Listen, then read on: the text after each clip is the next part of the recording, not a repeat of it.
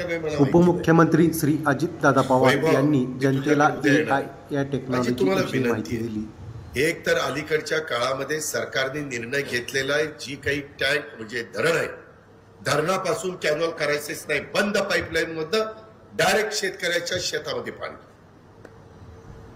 Direct. त्याच्यामुळं दीडपट दुप्पट माझ्या शेतकऱ्याचं क्षेत्र भिजतंय. आपला कॅनॉल झाला ब्रिटिशांच्या काळात, आधी कॅनॉल केला नंतर धरण केलंय, हे पहिलंच उदाहरण आहे. आणि त्याच्यामुळं काही काही ठिकाणी मला पाणी जास्त आणण्याच्या करता काम करावं लागतंय. मी बारामतीतला पण भिगवण आपला तो ह्याचा चौक केलाय, ती नाही त्याचं नाव बदललंय आता, तिरंगा चौक, त्या बाबतीमध्ये आता हत्तीच नाही, कुठं तीन हत्ती लावले. त्याच्यामध्ये तो उंच केला, त्याच्यावर मला टीका झाली. मी टीका सहन करतो, पण मला माहिती आहे मी की उद्याचे 25-50 वर्ष डोळ्यासमोर ठेवून काम करतो. टीका करणारे नंतरच कधीतरी म्हणतात याला हे बरं झालेलं दिसतंय रे, पण त्याला वेळ लागतो ट्यूब पेटायला त्यांची, कारण त्यांना ते ताजं दिसत असतं. काय काहींनी तर कुणाला आणलं तिथं त्या बाबतीमध्ये तज्ञ लोकांना हे बरोबर आहे का नाही, बरं अमका आहे का तमका आहे का.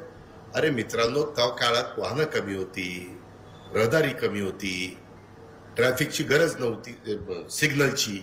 आता गरज आहे, आता वन वे करावं लागतंय, आता रिंग रोड टाकावे लागतंय, फ्लायओव्हर डबल फ्लायओव्हर करावे लागतंय, टनेल काढावे लागतंय.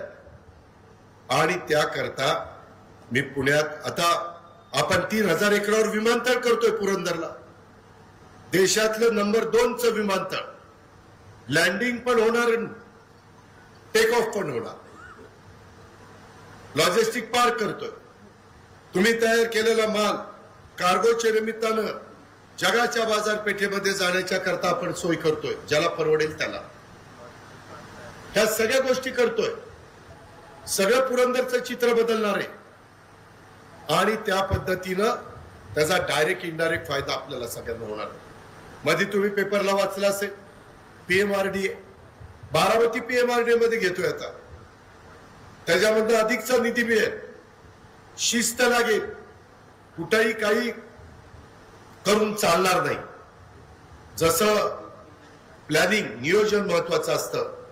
उद्याच्या काळामध्ये कुठे अँब्युलन्स द्यायची म्हटलं, फायर ब्रिगेड द्यायचं म्हटलं, मोठे मोठे ट्रक द्यायचं म्हटलं, अहो आम्ही सुरुवातीला बघायचो 10 टनी ट्रक होता, 10 टनी 6 चाकी, आता 40 टनी ट्रक झालेले, 24 चाकी 24. त्याचं तोंड एकीकडे असतं, मागची बॉडी तिकडे का असते, ते वळलं तर पाहिजे. तशा सुविधा करायला नको. मी आता माळेगाव मध्ये पण लक्ष घातलंय, तुम्हाला पण काही कोटी रुपये पुरुषोत्तम दादांनी मागितले होते, मी दिलेत. आपल्याला पूर्वी अप्पांनी, मुकुटराव अप्पांनी काढलेला कारखाना लहान होता, आता तो 4 पट झालाय, 5 पट झालाय, 6 पट झालाय. पहिला प्लांट कितीचा होता? 1000, आता 9,500 आहे का नाही? 9 पट वाढला. बुवा माझ्याकडे लक्ष नाही, अलीकडे जरा द्या, माझ्याशिवाय काय खरं नाही. प्रत्येकाचा काळ असतो, माझाही काळ कायम राहणार नाही, पुढे माझाही काळ नसेल, पण आता माझ्या बरोबर राहा. त्यामध्ये आणि लेखालाही सांगा, मी मुंबईत नसता बसत नाही, नाही बघतो कुठं कुठे कोण कुठे, फक्त बोलत नाही म्हणून द्या सोडून.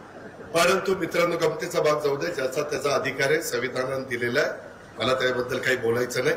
माझं योग्य वाटलं तर समाज माझ्या माघारी, माझं अयोग्य वाटलं समाज माझ्याकडे पाठ करेल, काय हरकत नाही.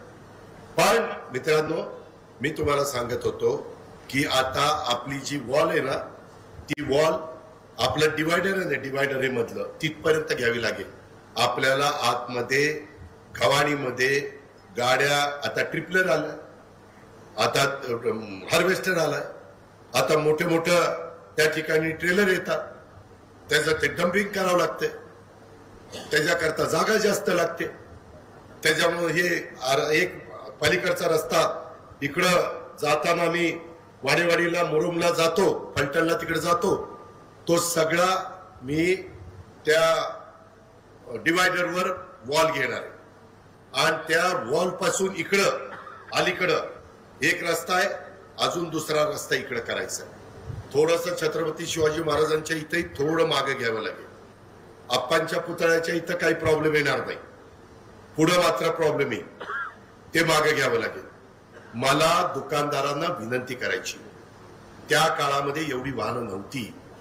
1000 टनाचा कारखाना 9000 टनी झालाय. वाहनं त्या पटीत वाढलेली आहे. त्याच्यामुळं डबल ट्रेलर येत आहे, ट्रक येत आहे, त्याच्यामध्ये सगळ्या काही गोष्टी होत आहेत. त्याच्यात एक चांगल्या प्रकारचं प्रपोजल कारखान्याने तुम्हाला दिलेलं आहे. इतके दिवस चाललं, आम्ही चालून घेतलं ना बाबा. अहो, मी पिंपरी चिंचवडला काम करत असताना जुना पुणे मुंबई रस्ता चालायचा, अवघा त्या ठिकाणी 3 पदरी होता. एक वाहन जायचं, एक वाहन यायचं आणि एक अजून. आता तो किती पदरी मी केलाय? 2, 2, 4, 2, 7, 2, 8 करावं लागलं.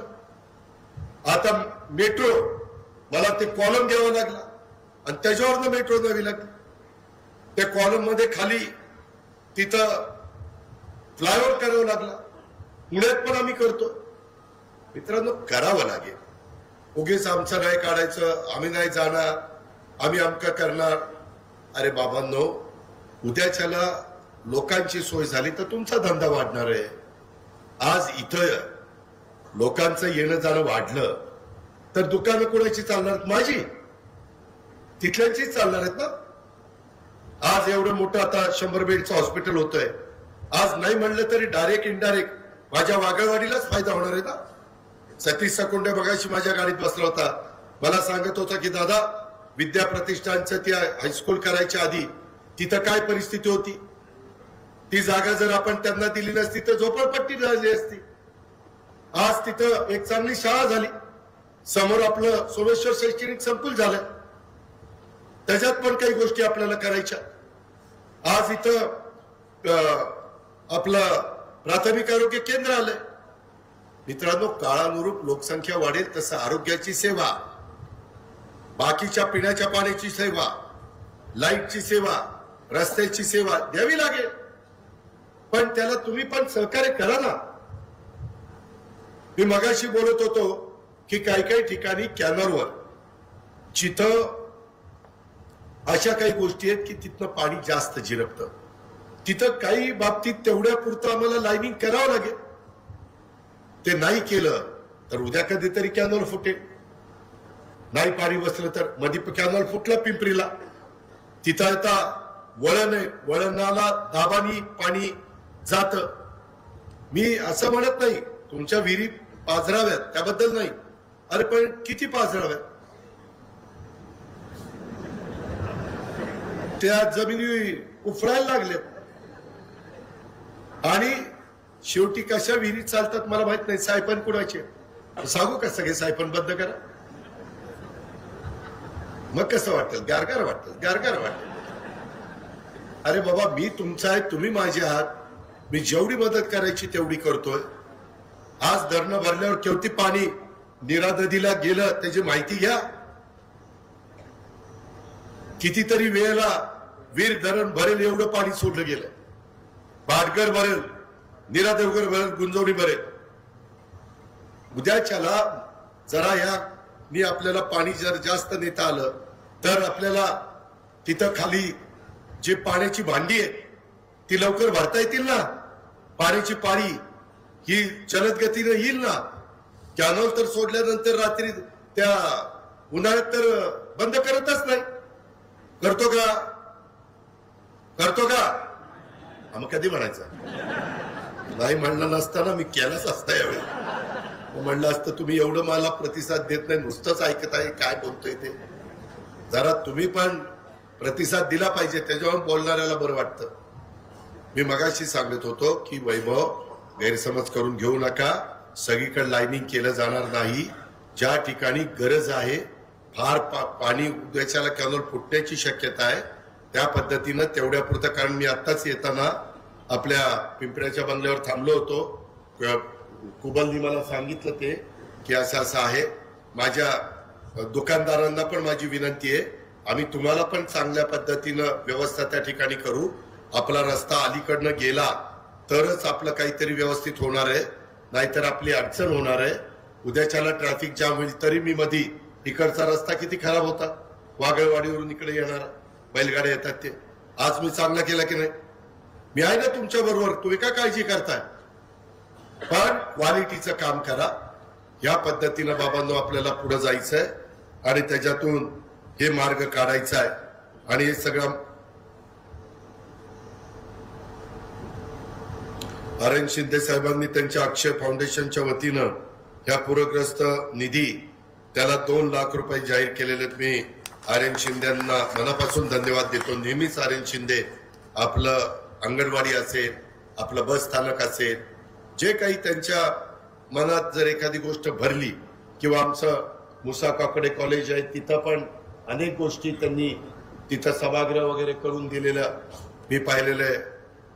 मी फक्त सभागृह म्हणलं, ही इंग्लिशमध्ये बोलतोय, ऑडिटोरियम. मी आपलं माझ्या मराठी माणसाला कळायला सभागृह. तर या पद्धतीनं आपण त्या बाबतीमध्ये केलेलं आहे आणि ते नेहमीच अशी मदत करत असतात आणि त्याबद्दल त्यांचं अभिनंदन, धन्यवाद, आभार. मित्रांनो, एकंदरीतच ह्या सगळ्या गोष्टी करत असताना आपल्या कारखान्यामध्ये आपल्या इथं वेगवेगळ्या योजना राबवतोय. मी तुम्हाला सगळ्यांना सांगतो, चेअरमन व्हाईस चेअरमनला पण सांगतोय, जसं एआयचा वापर करून आपण लागणी करतोय, इतरही पिकाला त्याचा वापर करतोय. मी पण जवळपास 60-70 एकर क्षेत्र माझं सगळ्या माझ्या नातेवाईकांचं धरून माझ्याकडं ते करायला आहे. तर तिथं नाही, माझ्या चुलत्यांनी बिलत्यांनी सगळ्यांनी इकडे जमिनी घेतल्या, तिकडच्या त्यांनी मला दिल्या. म्हणून म्हणतो माझ्या नातेवाईकांचं, राजूदादा इकडे आल्यामुळं माझी तिकडची माझ्या आजोबांच्या सगळ्या जमिनी माझ्याकडे दिलेल्या आहेत, पण त्या वेगवेगळ्या नावावर आहेत. जसं गीत्यांनी केलंय तसं, जसं बहिण्यांनी केलंय तसं. मित्रांनो, गमतीचा भाग जाऊ द्या, पण सांगायचं तात्पर्य त्याच्यातनं 50% पाण्याची बचत होते, खताची बचत होते, टनेज वाढतं, रिकव्हरी वाढते.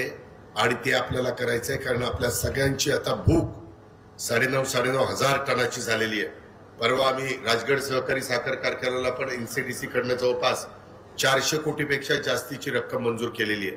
परवा मी 299 कोटी त्या थेऊर सहकारी साखर कारखान्यात 100 एकर जमीन आमच्या थेऊर कारखान्याची आपल्या कृषी उत्पन्न बाजार समिती पुण्याला हवेलीला दिलेली आहे. त्याच्यावर तोही कारखाना पुढे चालू होणार आहे.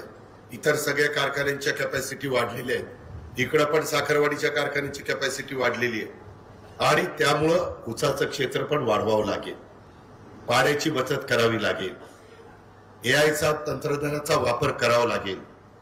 आपल्याला 20 दिवसाचं 21 दिवसा महिन्याचं रोप हे तेच आपल्याला शेतामध्ये लावावं लागेल आणि त्या पद्धतीने जास्त रिकव्हरी देणारे व्हरायट्या ह्या आपल्याला करावं लागतील. दर 3 वर्षांनी बेणं बदलावं लागेल ऊसाचं. ही गोष्ट तुम्ही लक्षात घ्या, त्याशिवाय गत्यंतर नाहीये. मी माळेगाव कारखान्यामध्ये आम्हाला फार खाज होती म्हणून आम्ही चेअरमन झालो तिथं आणि त्याच्यामुळं तिथं सभासद पण झालोय. आता पुढच्या वर्षी येणार आहे सोमेश्वरलाही सभासद होणार आणि चेअरमन पण होणार आहे. एकदा रेकॉर्डच करतो सगळ्या कारखान्याचा आम्ही पॉवर चेअरमन. गमतीचा भाग जाऊ द्या, त्याच्यामध्ये येत नाही, नाहीतर ज्याला चेअरमन व्हायचं त्याला झोप यायची नाही. ज्याला आता ह्याच्या मनात काय आलंय, याला आताच्या वयात काय सुचायला लागलंय, आम्ही कुठं जावं, कुठं बघावं आणि कधी आमच्या लग्न पत्रिकेवर प्रेषक म्हणून चेअरमन लागणार कारखान्याचं. मित्रांनो, गमतीचा भाग जाऊ द्या, परंतु तिथं आम्ही अतिशय चांगल्या पद्धतीनं हा ऊस लागवडीचा कार्यक्रम राबवतोय. VSI पण त्याच्यात पुढाकार घेत आहे. बारामतीमध्ये प्रात्यक्षिक झालेली आहे. कृषी खात्याला यंदा 500 कोटी रुपयाचं आपण तरतूद केलेली आहे. माझी विनंती आहे की तुम्ही करा, हे खरोखरी सिद्ध झालेलं आहे. ते मी सिद्ध नसतं झालं तर मी स्वतःही लागण तशी केली नसती, तुम्हालाही सांगितलं नसतं. त्या प्रकारे आपल्याला आपल्या जनाईचा, शिरसाईचा, पुरंदर उपसा सिंचन योजनेचा आणि आपल्या असणाऱ्या कॅनॉलचा, आपल्या लाकडी लिंबोडी उपसा सिंचन योजना आता तिकडे आणतोय, त्याचा जरी माझ्या सोमेश्वर कारखान्याला फायदा नसेल तर तो छत्रपती माळेगावला होणार आहे. अशा प्रकारे ऊसाची पळवापळव करण्यापेक्षा आपल्या आपल्या कार्यक्षेत्रामध्ये मोठ्या प्रमाणावर आपण ऊसाचं उत्पादन करू शकलो तर आपलं चांगलं कृषी. गेल्या वर्षी किती झालं ते नाही, किती दिवस, अरे बाबा एकूण दिवस किती चालले 136. आपला तरी बरा चालला. बाकीचे कारखाने 90 दिवस 100 दिवस चालले. अक्षरशः इतकं नुकसान झालेलं आहे की विचारता सोय नाही. आत्ता कुठं साखरेचे दर 3900 पर्यंत एम गेलेली आहे, बरोबर ना, आणि 3850, 60, 70 पर्यंत एस गेलेली आहे. आपल्याला क्वालिटी पण सुधारावी लागेल. आपल्याला त्या ठिकाणी जी ग्राहकाची पसंती आहे त्या पद्धतीनं काही मॉडिफिकेशन पण करावे लागतील. आतमध्ये अतिशय काटकसरीनं सगळ्या गोष्टी कराव्या लागतील. कुठंही मी माळेगावला बंद केले, सह्या करून इकडं तिकडं फिरत असेल तर ते अजिबात इथं चालणार नाही. ते लाड कुणाचे करायचे नाही. आता देखील कारखान्याचा टाइम आणि लेबर विभागाकडं माहे डिसेंबर 2017 ते 2025 कालावधीत कंत्राटी रोजंदारी मजुरांच्या हजेरीमध्ये आर्थिक अपहार प्रकरणाची माहिती माझ्याकडे आलेली. कृपा करून कुणी चुका करू नका, मी त्यांना सोडणार नाही. मी पोलिसांना सांगणार, तुम्ही कायद्यानी नियमांनी जे काही तुम्हाला अधिकार दिलेले, फसवणूक कुणी करत असेल तर ते आम्ही माफ करणार नाही. ते कुणीच्याही जवळचा असू द्या, हे गोष्ट लक्षात घ्या. कामगारांनी तिथं आल्यानंतर ड्युटी आहे की ड्युटीज जितक्या तासाची त्यांना दिलेली आहे ती केली पाहिजे. तो चिटबॉय असेल, तो इतर फील्डवर काम करणारा माझा सहकारी असेल, उद्याच्याला हे सगळं करत असताना आपल्याला 0 डिस्चार्ज करावं लागेल. कधी जर तुम्ही त्याच्यामध्ये कमी पडला तर जर एन्व्हायरमेंटल डिपार्टमेंटनी काही कळवलं तर पर्यावरण विभाग काही पण ऍक्शन घेऊ शकतो. महाराष्ट्रातल्या काही डिस्टिलऱ्या 2-2 वर्ष यादव बंद पडलेल्या होत्या, 2-2 वर्ष. तशा पद्धतीनं माझ्या खालच्या लोकांच्या नदीला खराब पाणी, माझ्या खालच्या लोकांच्या विहिरी खराब, त्यांचं पाणी खराब, असं करण्याचा तुम्हाला 2 पैसे कमवण्याचा अधिकार असताना त्यांचं नुकसान करण्याचा अधिकार आपल्याला कुणी दिलेला नाही. आणि त्यामुळं या सगळ्या गोष्टीचा विचार करा. मी आता ही मीटिंग संपल्यानंतर जाणार आहे. मी ऋषीकडचं जेवण रद्द केलं त्याचं एकमेव कारण पुरा सकाळ काहीतरी अफवा उठतील. सध्या आपली भावंड तिथं आम्ही त्यांना जेवण देतोय, नाश्ता देतोय, चहा पाणी देतोय, आणि इथं आपण जेवण करायची ते बुद्धीला पटलं नाही. एकदा पुन्हा पूर्ववत परिस्थिती आल्यानंतर पुन्हा जेवण देऊ काय आपण घरचीच माणसं, आणि त्यामुळे रद्द केलंय. नाहीतर लगेच बरं याचं मीच सांगितलं दादाला नाही जेवायला जायचं तिकडं, असलं काही नाही. सोमनाथा लक्षात घे, तू तर काहीच प्रतिसाद देत नाही. त्याच्यामध्ये आपल्याला तसा गैरसमज करून घेऊ नका. कारण मी आता पण तुम्ही बघताय परिवार मिलनच्या निमित्तानं जातोय. मी साध्या कार्यकर्त्याच्या घरी जातोय. माझा रिक्षावाला असेल, माझा त्या ठिकाणी साधं काम करणारा सहकारी असेल, त्याच्या लॉन्ड्रीवाला असेल, इस्त्रीवाला असेल, या पद्धतीनं मला जनसंवाद यात्रेच्या जनसंवाद कार्यक्रमाच्या निमित्तानं पण खूप चांगला प्रतिसाद मिळाला. त्याच्यामध्ये जे काही आपल्याला करायचं ते मनापासून करायचं. सकाळी 6 वाजल्यापासून रात्री 11-12 पर्यंत आपण काम करतो. मला कधी फोन करतात, दादा तुम्ही कधी झोपता, फोन करतात, विचारतात कधी झोपता, विश्रांती घ्या दादा, तब्येतीला जपा दादा, आणि त्याच्यानंतर एवढं बाळ गाडून माझ्या पुढे ठेवतात, ही कर ती कर ती कर ती कर ती कर. आता ती करायला कसं काय झोपील मला, काम नको हे करायला. त्याच्यामुळं मी कामाचा माणूस आहे. मी निश्चितपणे तुमचं सगळ्यांचं भलं जे असेल तेच करण्याचा प्रयत्न करीन. तुम्ही एकोप्याने राहा, जातीय सलोखा ठेवा. अजिबात जातीमध्ये धर्मामध्ये तेढ निर्माण होईल असं वागू नका. हे आपल्याला शिवशाहू फुले आंबेडकरांनी शिकवले नाही, आपल्या बाप दादांनी आपल्याला शिकवले नाही. आपण अनेक जाती धर्माचे लोक, माझा मुरुम घ्या, वाडेवाडी घ्या, माझं वागणवाडी घ्या, माझा कारखाना घ्या, परिसर, माझा करंजे पूल घ्या किंवा तिकडे करंजे घ्या, सगळीकडे आपण चांगल्या पद्धतीने राहतो. त्याला दृष्ट लागून देऊ नका. कुठं काही कमी पडत असेल हक्काने सांगा, त्याच्यामध्ये आपण लक्ष देऊ. पोलिसांना पण सांगेन, माझ्या राज्याची, माझ्या जिल्ह्याची, माझ्या तालुक्याची कायदा सुव्यवस्था चांगली राहण्याच्या करता अजिबात कुठला राजकीय हस्तक्षेप होऊन देऊ नका. तोंड बघून काम करू नका. प्रत्येकाला संविधानाने दिलेल्या अधिकाराप्रमाणे न्याय देण्याचं काम करा.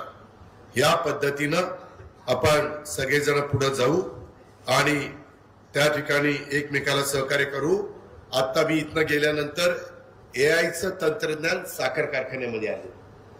मी त्यांना सोमेश्वर कारखाना, माळेगाव कारखाना, छत्रपती कारखाना अशा काही कारखान्यांची नावं दिलेली. दौंड कारखाना, जरंडेश्वर कारखाना, आणि त्यामध्ये ते मला प्रात्यक्षिक म्हणजे लॅपटॉपवर दाखवणार आहे. त्यामध्ये खूप मोठा फायदा होता असं त्यांचं म्हणणं आहे. मी पहिल्यांदा ज्या कारखान्याची ऐपत आहे त्यांच्याकडं ट्रायल घेणार आहे. आपल्या इथं ट्रायल सहकारी कारखान्यावर नाही. जर फेल गेल, अरे बाबा ते एआयच्या लागवडीचं म्हणतोय मी. कारखान्यामध्ये एआयचा वापर करून कारखान्यामधली वेगवेगळ्या रिझल्ट चांगले करायचे, रिकव्हरी वाढवायची, टोटल लॉसेस कमी करायचे, साखर चांगली करायची, त्या पद्धतीचं नवीन तंत्रज्ञान आलेलं आहे. आणि ही मीटिंग संपल्यावर मी डायरेक्ट तिथं चाललोय, त्याला तिथं बोलवलेलं आणि त्याच्याशी चर्चा करणार आहे. पण मी पहिल्यांदा ज्या खाजगी कारखान्याला ते परवडेल त्याला देणार आहे आणि त्याचं ट्रायल झाल्यावर मग सक्सेस झाल्यावर आपण आपल्या कारखान्यांमध्ये करू. कारण हा शेवटी सभासदांच्या मालकीचा कारखाना आहे. जिथं जिथं मला बचत करता येईल तिथं तिथं मी बचत करीन. हे रस्त्याला किती कोटी रुपये दिले? तुमच्या रस्त्याला 10 कोटी रुपये दिले. पण हे सगळं करताना तुम्ही पण सहकार्य केलं पाहिजे अशी माझी तुम्हाला सगळ्यांना विनंती आहे. इतर माझ्या शिक्षण संस्थेमध्ये पण रस्ते मी कबूल केलं कारखान्याला की मी करून देतो. ते माझ्याकडनं राहिलं ते मी करून देईल, तुम्ही काळजी करू नका. अजून काही गोष्टी CSR मधनं मला देता आल्या तर ते पण देण्याचा प्रयत्न मी करणार आहे. छत्रपतीला पण करतोय, माळेगावला पण करतोय, आपल्याला पण करीन. आपण काही दुजाभाव करण्याचं काही कारण नाही. या पद्धतीनं जिथं जिथं माझ्या ऊस उत्पादक शेतकऱ्याच्या पैशाची बचत होऊन त्याला ते पैसे भावाच्या रूपाने कसे देता येतील हाच प्रयत्न संचालक बोर्ड त्या ठिकाणी करतंय. आणि माझंही तशाच पद्धतीनं बारकाईनं लक्ष आहे. त्यामध्ये आपण काळजी करू नका. आपण लवकरच राज्याची बाय प्रॉडक्ट पॉलिसी देखील त्या ठिकाणी आणतोय. मोलॅसेस वरचा GST पण आपण मोठ्या प्रमाणावर त्या ठिकाणी घटवलेला, मोठ्या प्रमाणावर GST कमी केलेला आहे. पंकज निलाखे संचालक नीरा मार्केट कमिटी यांनी पण 51,000 रुपये पूरग्रस्त निधी जाहीर केलेला आहे. ते जाहीर केलेल्यांचे पैसे लगेच चेक द्या बरं का. काय तर नुसतं जाहीर करायचं आणि कसं त्याच्यामुळं ते चेक द्या. माझ्या स्टाफला सांगायचं ते चेक कुठल्या नावाने घ्यायचे, ते मुख्यमंत्री पूरग्रस्त निधी का काय ते विचारा. आता त्याची रिसीट द्या, त्याचं आभाराचं पत्र द्या. अशा पद्धतीनं आर्यन असतील आमचे, त्या ठिकाणी पंकज निलाखे असतील, आमचा सोमेश्वर कारखान्याचे माझे कामगार आणि जे कोणी सहकारी आहेत ते असतील, या सगळ्यांना त्या पद्धतीचं झालं पाहिजे अशा प्रकारच्या सूचना मी करीन. संपूर्ण राज्याचं आपल्या सोमेश्वर सहकारी कारखाना, माळेगाव कारखाना यांच्याकडे लक्ष लागलेलं असतं.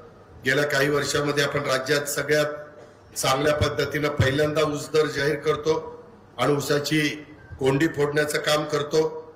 आपला यंदा देखील जवळपास FRP 3,173 रुपये पूर्ण अदा केलेली आहे आणि 1 रुपये भाग विकास निधी असे 3,174 रुपये ऊस उत्पादक शेतकऱ्यांना देण्यात आलेला आहे. बरोबर ना? आणि त्याच्यामध्ये 226 रुपयाचा अंतिम हप्ता देखील दिवाळीच्या निमित्तानं आम्ही सभासदांना त्या बाबतीमध्ये देणार आहोत. तशा पद्धतीने पुरुषोत्तम दादांनी सांगितलेलं आहे. आणि मला वाटतं 3400 रुपये भाव हा सभासदांना हा जाहीर केलेला आहे. त्यामध्ये खरोखरीच महाराष्ट्रात तुम्ही फिरा, काय परिस्थिती बघा, कुणाचे किती भाव आहेत. आणि हा भाव काढताना कुठेही आपल्या कारखान्यावर कर्ज न करता हा भाव काढून दिलेला आहे. पुढे आणखीन तुम्ही सगळ्यांनी मोठ्या प्रमाणावर ऊस द्या, जास्त दिवस कारखाना चालू द्या, बाकीचे प्रोडक्ट वगैरे त्या ठिकाणी तयार होऊ द्या. बाय प्रोडक्टवर आपण भर देतोय. त्याच्यामध्ये इथेनॉल असेल, सीएनजी असेल, वीज निर्मिती असेल, खत निर्मिती असेल, बाय प्रोडक्ट ह्याच्यावर देखील आपल्याला जावं लागणार आहे आणि त्या प्रकारे आपल्याला काम करावं लागणार आहे. लवकरच राज्य सरकारमध्ये पण सहकार खातं आपल्याकडे, त्याच्यामुळे ते सगळं साखरेचं वगैरे आपल्याच बाबासाहेब पाटलांच्याकडे येतं. यंदा राज्यातल्या ऊस क्षेत्र ठिबक करण्याच्या करता देखील आम्ही प्रोत्साहन देतोय. सोमेश्वर सहकारी साखर कारखान्याची वाटचाल अतिशय योग्य पद्धतीनं त्या बाबतीमध्ये चाललेली आहे. त्याच्याबद्दल मी आपले चेअरमन पुरुषोत्तम दादा, तसंच मिलिंद कांबळे आणि त्यांच्या सर्व संचालक बोर्डाचं मनापासून अभिनंदन करतो. कारण त्यांनी कारखान्याची कामगिरी सरस ठेवलेली आहे. त्याच्यामध्ये बारकाईने त्या ठिकाणी लक्ष आहे. कुठं काही चुकत असेल तर तुम्ही मला सांगा, मी लक्ष घालीन आणि ते दुरुस्त करण्याचं काम त्या बाबतीमध्ये करीन. व्यवस्थापनाला पण यादव आणि त्यांच्या सगळ्या सहकाऱ्यांना पण, माझे अधिकारी असतील, माझे कामगार असतील, त्यांना पण मी मनापासून त्यांचं अभिनंदन करतो. त्यांनाही मनापासून धन्यवाद या निमित्तानं देतो. आणि काळानुरूप जे जे करता येईल, मी यांचं आमच्या दिगंबर दुर्गाटेचं पण अभिनंदन करतो. त्यांच्या बँकेचा मोठ्या प्रमाणावर नफा कारखान्यावर होतो, परंतु त्यांनी आपण वेळेत परतफेड करतो तर आपल्याला 1% रिबीट दिला. बरोबर, 9% व्याज लावलं ना, 9%. त्याच्यामुळे काही कोटी रुपये आपले वाचले असतील. किती वाचले? 2.5 कोटी रुपये आपल्याला फायदा झाला 1% रिबीट दिल्यामुळे. अरे टाळ्या वाजवून काय नाही, तुम्हाला कोटी काय नाही, कशाचं काय नाही. त्या काम करणाऱ्याला तरी वाटायला पाहिजे, राव आपण ह्या वेळेस 1% दिला, एवढ्या टाळ्या वाजवल्या, पुढच्या वेळेस अजून वाढू, म्हणजे अजून टाळ्या वाढतील. टाळीच नाही दिली तर ते म्हणेल. मित्रांनो, तसं नाही रे. चांगलं काम केल्यावर चांगलं काम करणाऱ्याला शाबासकीची थाप टाकली की त्याला हुरूप येतो, त्याला प्रोत्साहन मिळतं, ईर्ष्या निर्माण होते. चला, समाज माझ्या चांगल्या कामाचं कौतुक करतो. म्हणून मी सांगतो, माझं तर कधी आयुष्यात कौतुक केलं नाही, फक्त बटणं दाबली भाऊ, माझी बटणं. मित्रांनो, त्याबद्दल धन्यवाद, त्याबद्दल आभार. मित्रांनो, इतर पण माझ्या जिल्ह्यात भागातले किंवा इतर भागातले पण काही प्रश्न असतील तर ते पण सोडवण्याच्या करता मी आणि माझी सगळी टीम, उद्या स्थानिक स्वराज्य संस्थांच्या निवडणुका आहेत, मी सगळीकडे उमेदवार उभे करणार आहे, ते घड्याळावर करणार आहे. आणि तिथं साथ देण्याचं काम बुवा आपल्याला सगळ्यांना करायचंय. आणि त्या पद्धतीनं बुवा टाळी वाजवत आहेत. त्याबद्दल आपण नव्या चेहऱ्यांना पण संधी देऊ, काही अनुभवींना पण संधी देऊ. त्याच्यामध्ये सगळ्यांनी साथ द्या. आपला राज्यामध्ये बारामती तालुका अग्रेसर राहण्यामागचं कारण, तुम्ही नेहमीच मला आशीर्वाद दिले, तुम्ही नेहमीच मला सहकार्य केलेलं आहे आणि नेहमी माझ्या पाठीशी उभं राहिलेलं आहे. आणि त्याच्यामुळेच हे सगळं घडलेलं आहे. मी पण तिथं असताना जे जे राज्याकरता करता येईल, माझ्या जिल्ह्याकरता करता येईल, माझ्या भागाकरता करता येईल, माझ्या सगळ्या समाजाच्या करता येईल. माजी सैनिक संघटनांनी पण पूरग्रस्त निधी करता 11,000 रुपये जाहीर केले. मी त्यांचं पण, माजी सैनिक संघटनेचे कोण प्रमुख,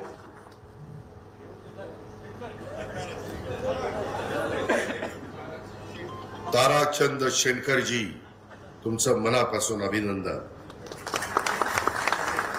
तर म्हणजे सैनिक आपले रक्षण पण करतात आणि अशा पद्धतीचं संकट आल्यानंतर सैनिक आपल्याला मदत पण करतात, त्याबद्दल सैनिकांना सॅल्यूट. अशा पद्धतीनं आपण सगळेजण एकमेकाला आधार देण्याचं काम करू. आत्ता सांगितलेल्या गोष्टीची नोंद घ्या, कामं दर्जेदार करण्याचा प्रयत्न करा. त्याच्यामध्ये जिथं जिथं मला मदत करता येईल तिथं तिथं मी तुमच्या पाठीशी आहे, त्याबद्दल काळजी करू नका. पुढचे 5-7 दिवस महत्वाचे आहेत. त्या काळामध्ये देखील जे काही आपल्या शेतात रानात वगैरे असेल ती पण काळजी आपण सगळ्यांनी घ्या. आणि एकंदरीतच हे जे काही आज काम सुरू केलेलं आहे त्याच्यामध्ये एकीकडं आदित्य तावरे कॉन्ट्रॅक्टर, एकीकडं नितीन जगताप कॉन्ट्रॅक्टर, प्राथमिक आरोग्य केंद्राला कोण, अमित कोंडे, तुम्ही एक कॉन्ट्रॅक्टर आहात अमित कोंडे, तिघांनी पण दर्जेदार काम, दोरी ओळंब्यात काम, आम्हाला अभिमान वाटेल असं काम, की उद्याच्याला नवीन काम पण तुम्हाला द्यावंसं वाटेल अशा पद्धतीनं काम त्या ठिकाणी करा. आणि एकंदरीतच माझ्या ह्या परिसरातल्या सोमेश्वर सहकारी साखर कारखान्याच्या बारामती, पुरंदर, माझं खंडाळा, पाडेगाव या सगळ्या भागातल्या शेतकऱ्यांच्या एकंदरीत संसारामध्ये आर्थिक सुबत्ता आणण्याच्या करता सगळ्यांनी सहकार्य करा हीच आग्रहाची